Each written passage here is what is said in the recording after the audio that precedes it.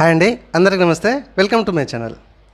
అరే నీకేంద్ర భయ్, online centre ఉంది అండ్ యూట్యూబ్ ఛానల్ సక్సెస్ అయింది, నీకు వేలు వస్తున్నాయి, నీకేం ఇబ్బందులు ఉంటుంది రే భయ్ అని చాలామంది అంటున్నారు. కానీ సరే, ఇది ఒకటి పక్కకు పెడితే ఎంత చెట్టు కొంత గాలి అన్నట్టుగా మన ఖర్చులు ఎంత ఉన్నాయి అనేది మీరు చూస్తున్నారా? రండి చూపిస్తా. సో చాలామంది తెలిసి తెలియక చెవులు ఈ నోరు అనేది పారేసుకుంటున్నారు అనవసరంగా నా మీద. కాబట్టి వాళ్ళ కోసం మాత్రమే. సో ఈ రోజులలో ఎంత సంపాదించినా కూడా ఇంట్లోకి లేకపోతే పిల్లల కోసం లేకపోతే బతకడానికి కోసం మాత్రమే సరిపోతుంది. రోజులకు కనీసం సాయం చేద్దామన్నా కూడా లేకుండా పరిస్థితి ఈ రోజులలో. కనీసం నేను బతుకుంటే చాలు అనే కాడికి ఈ రోజులలో పరిస్థితికి వచ్చింది. ఎందుకంటే రోజు నిత్యావసర వస్తువులు పెరుగుతున్నాయి. ఇటు డీజిల్ అనుకుంటా, లేకపోతే పెట్రోల్ అనుకుంటా, లేకపోతే ఇంకా ప్రతిదీ ఇట్లా రెంట్లు కావచ్చు, ప్రతిదీ కూడా. సో రండి మరి నా ఖర్చు ఏందో చూపిస్తా. నచ్చితే మాత్రం ఒక లైక్ చేయండి. మీరు కూడా నా కోవకు చెందినట్లయితే ఎస్ అని కామెంట్ చేయండి ఖచ్చితంగా. ఒక సొంత ఇల్లు కావాలి, ఒక సొంత గూట్ కావాలి, ఆ గూటిలోకి వెళ్ళి ఏ రాత్రైనా మేము ఉండాలి, నివసించాలనే ప్రయత్నంతో యూట్యూబ్ ఛానల్ స్టార్ట్ చేసడం జరిగింది. కాకపోతే ఆదరణ మంచిగానే వస్తుంది, కానీ సంపాదన అనేది ఎక్కువ రావట్లేదు. ఎందుకంటే ఎడ్యుకేషన్ ఛానల్ కాబట్టి ఎక్కువ ఇంట్రెస్ట్ చూపరు. అయినా కూడా నేను కిందికి జారకుండా ప్రతిదీ మీకోసం ఎడ్యుకేషన్ ఛానల్ పరంగా అందించాలనే తపనతో ప్రతిరోజు కొత్త విషయాన్ని నేర్చుకుంటూ మీ ముందుకైతే తీసుకొస్తున్నా. సో అది చాలు. నాకు మీ తోడుపాటు ఉన్న వాళ్ళైనా కూడా నన్ను చాలా బాగా ఆదరిస్తున్నారు. Thank you YouTube and thank you ప్రేక్షకులారా. సో చూడండి ఫ్రెండ్స్, ఇప్పుడు నా యొక్క మొత్తం ఖర్చు అయితే మీకు వివరిస్తా క్లియర్గా. సో ఎంత ఖర్చు అవుతుంది నెలకి అనేది మీరు అబ్జర్వ్ చేయండి. నాదే కాదండి, ప్రతి పేద లేదా మధ్యతరగతి కుటుంబానికి సంబంధించిన ప్రతి ఒక్కరి సమస్య కూడా ఇది కావచ్చు. సో నా యొక్క ప్రతి మంత్ ఎంత ఖర్చు అవుతుంది అనేది నేను చెప్తాను. సో ఎంత సంపాదిస్తాను అనేది కూడా వీడియోలో కూడా నేను చెప్పే ప్రయత్నం అయితే చేస్తాను. కాబట్టి చూడండి ఎంత ఖర్చు అవుతుంది ఓవరాల్గా అనేది నేను చెప్తున్నాను. సో ఫస్ట్ మనది Aishwarya online centre and xerox centre, pan card centre. కాబట్టి మనది షాప్ వచ్చేసి సొంత షాప్ అయితే కాదండి, కిరాయి షాప్. ఓకే, సో కిరాయి షాపే కాబట్టి దానికి మనకు monthly shutter rent. Okay, shutter rent వచ్చేసి మనకి 10,000 రూపాయలండి. ఓకే, ఇదే shutter power bill. So power bill ఉంటుంది కదా, షట్టర్ పవర్ బిల్లు, ఇది మనకి 1000 రూపాయలు వస్తుంది. సో ఒక్కోసారి 800 రావచ్చు, ఒక్కోసారి 1000 రూపాయలు రావచ్చు. 8 to 1000 రూపీస్ అయితే వస్తుంది. ఓకే, ఇది తర్వాత మనకి ఇప్పుడు ఉండే ఇల్లు ఏదైతే ఉంటుందో అది కూడా కిరాయి. సో కిరాయి, so house rent. So house rent వచ్చేసి మనకి 6,000 రూపాయలండి.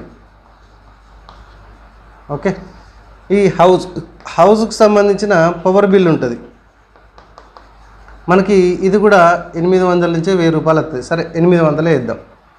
ఓకే, తర్వాత పాప school fees. So baby school fees. So పాపది 39,000 రూపాయలు స్కూల్ ఫీజు ప్లస్ 8,000 రూపాయలు బుక్స్. ఓకే, 39,000 రూపాయలు స్కూల్ ఫీజు, 8,000 రూపాయలు బుక్స్. మొత్తం ఎంత అవుతుంది? 47,000 రూపాయలు సంవత్సరానికి అవుతుంది. సో మనము 12 నెలలకి అంటే ఒక మంత్లీ మనం చూసుకున్నట్లయితే 3,900 రూపాయలు పాప స్కూల్కి, ఇది పర్ మంత్. సో ఓవరాల్గా వచ్చేసి మనకి 47,000. ఓకే, తర్వాత సన్ అంటే బాబు స్కూల్ ఫీజు. ఓకే, సో బాబు స్కూల్ ఫీజు వచ్చేసి మనకి 45,000. 45,000లో మళ్ళీ బుక్స్ కూడా 8,000 రూపాయలు.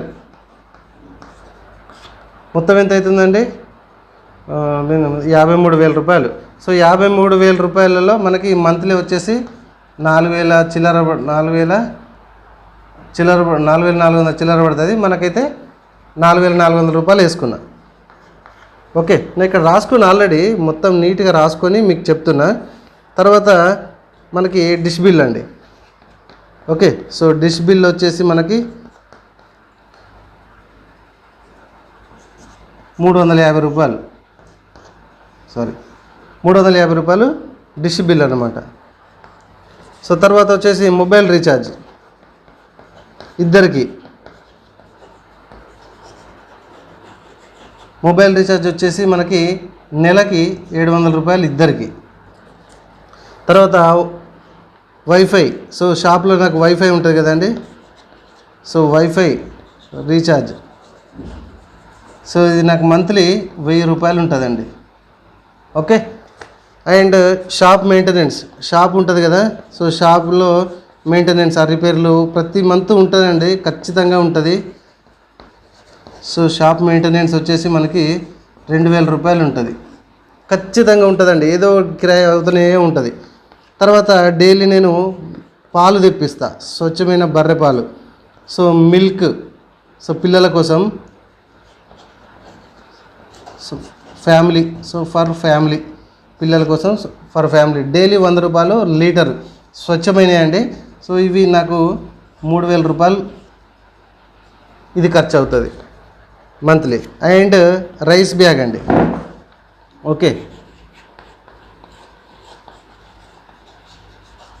రైస్ బ్యాగ్ వచ్చేసి 1500 రూపాయలు.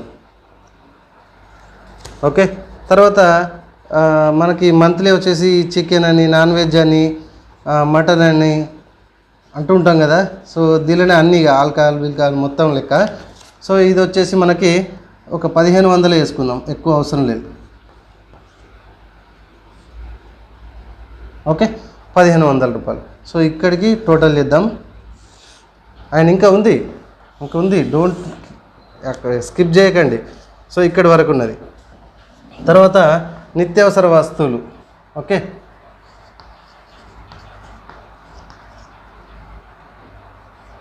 నిత్యావసర సరుకులు.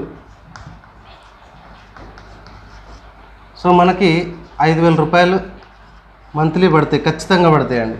5000 రూపాయలు ఖచ్చితంగా నిత్యావసర వస్తువులు సరుకులు పడుతూ ఉంటాయి. తర్వాత మనకి vegetables. So daily vegetables, oil అని, లేకపోతే ఉప్పులు, పప్పులు, ఇవన్నీ అని కనుక డైలీ వెజిటేబుల్స్ అనుకోవచ్చు. ఇవంతా కలిపి మనకు 200 అవుతాయండి. సో ఇదొక 6000 రూపాయలు మనం మంత్లీ కనుక వేసుకున్నట్లయితే. సో ఇప్పుడు ఇది బేసిక్ అన్నమాట. ఇక నాకు పర్సనల్గా తిండి కావచ్చు, లేకపోతే బట్టలు కావచ్చు, ఎంటర్టైన్మెంట్ కావచ్చు, ఎంజాయ్ కావచ్చు, లేకపోతే ఇంకేదైనా కావచ్చు, ఇది ఓన్లీ నువ్వు తినకున్నా, నేను తినకున్నా నేను ప్రతి నెల కట్టాల్సినవి అమౌంట్ ఇవి. ఓకే, సరే చూద్దాం. ఇక్కడ వరకు మొత్తం లెక్కేయండి, మీకే వదిలిపెట్టేస్తున్నా. సో నేనైతే అప్రాక్సిమేట్గా ఇవన్నీ కూడా వేసిన. సో టోటల్గా మనకి ఇక్కడ దాకా వచ్చేసరికి నాకు ఎంత వచ్చిందంటే 47,000 రూపీస్ వచ్చింది.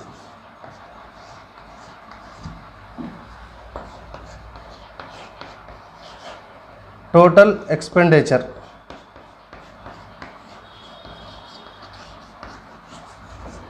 ఇది ఎప్పుడండి? Per month.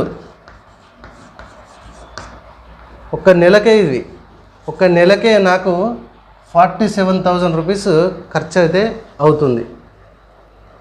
అర్థమవుతుందా? సో చాలామంది అంటున్నారు, నువ్వేం చేస్తున్నావు పైసలు అని అంటున్నావు. నేను చేసే పైసలు అంతా ఇవ్వండి ఇక్కడనే పోతున్నాయి. ఒక సాధారణ లేదా మధ్యతరగతి లేకపోతే నిరుపేద కుటుంబాలకు సంబంధించి ఇవన్నీ ఉంటాయి. అఫ్కోర్స్ అందరికీ ఉంటాయి కావచ్చు. ఇది నా ఖర్చు ఇలా ఉంటుంది. నువ్వు చేసిన సంపాదన ఎక్కడ ఏం చేస్తున్నావు, తాగుతున్నావా, తిరుగుతున్నావా, ఇంకెక్కడైనా పెడుతున్నావా అని చాలామంది అంటున్నారు. దీనిలో ఇంకా అసలైనది నాకు లేదు, సేవింగ్స్ లేవు. సేవింగ్స్ 0. ఓకే. సో మంత్లీ నేను ఎక్కడన్నా ఏం చేద్దామన్నా చూద్దా. సో పిల్లలకు, ఫర్ ఎగ్జాంపుల్ పిల్లలకు చైల్డ్ ప్లాన్స్ ఏమైనా ఉన్నాయా? చైల్డ్ ప్లాన్స్ ఏమైనా ఉన్నాయా? 0. ఏమైనా సేవింగ్ చేసుకుంటున్నా? సో హెల్త్ ఇన్సూరెన్స్ ఏమైనా ఉందా?